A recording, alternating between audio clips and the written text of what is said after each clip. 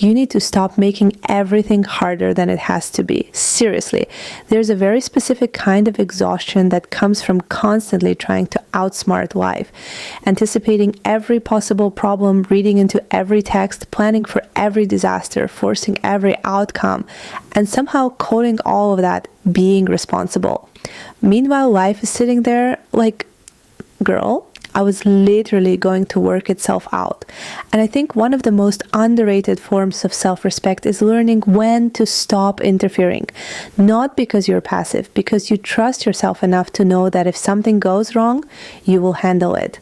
That's the part nobody tells you. You don't need certainty to feel safe. You need self-efficacy, the belief that you can respond effectively when life changes. There's a huge difference between trying to control your life and trusting yourself inside your life.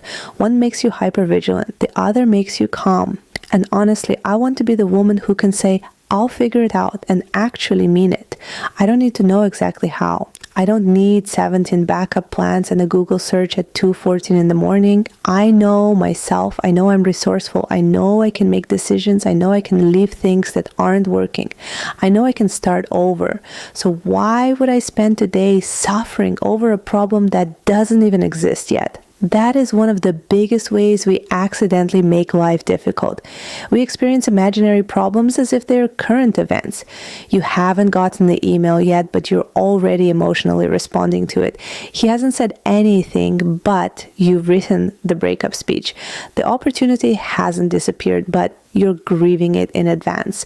Your brain is trying to protect you by rehearsing possible threats, but rehearsal is not the same thing as preparation. Sometimes it's just anxiety wearing a little business suit, and I'm not interested. Another thing I had to learn is that ease requires you to stop treating every decision like it reveals something profound about who you are. Pick the restaurant, send a text, say no, try the thing, change your mind. You are allowed to make ordinary decisions without turning them into a referendum on your intelligence, worth, future, femininity, or entire personal brand. Sometimes you just pick the wrong dress. Congratulations, you survived. Sometimes the plan changes. Fine. Sometimes somebody doesn't like you. Devastating for them, honestly.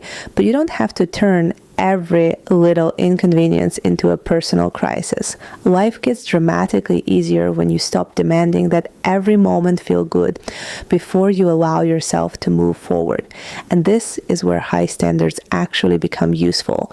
High standards are not about making everything perfect.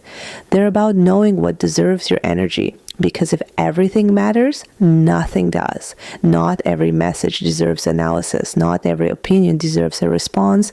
Not every awkward interaction needs repair. Not every opportunity needs to be pursued. Not every feeling needs to become a 5-part investigation. You can notice something without chasing it. You can dislike something without fixing it. You can feel disappointed without deciding your life is going badly. That is emotional maturity to me. Not becoming so detached that nothing affects you, but becoming so grounded that everything doesn't control you. So let life be easier. Let people reveal themselves without interrogating them. Let doors close without standing outside begging for an explanation.